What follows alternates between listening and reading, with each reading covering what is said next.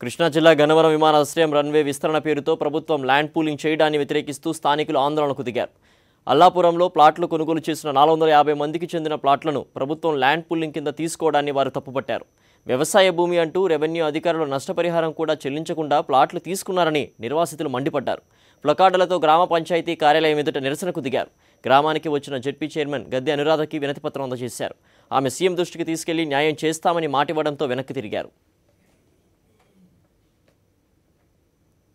Agricultural ల్యాండ్గా మేము compensation ఇస్తాము, package ఇస్తామని చెప్తున్నారు. అదర్వైజ్ మేము ల్యాండ్ పూలింగ్ కాకపోతే ఎక్విజిషన్ అంటున్నారు. అయితే మేము అడిగే డిమాండ్ ఏంటంటే మై ప్లాట్స్ అయినప్పుడు మళ్ళీ ఎలా అగ్రికల్చరల్ ల్యాండ్గా మరి ట్రీట్ చేస్తారనేది మాకు అర్థం కాని విషయం అండి. అదే మేము అధికారులను అడిగినప్పుడు నిజం చెప్పాలంటే ఇన్ని నెలల నుంచి మేము అడుగుతున్నాం కానీ వాళ్ళు సరైన సమాధానం మాకు ఇవ్వట్లేదండి అధికారుల నుంచి. అందుకే ఈరోజు మేము పంచాయతీ ఆఫీస్ దగ్గర మా నిరసన తెలియజేయడానికి వచ్చాము.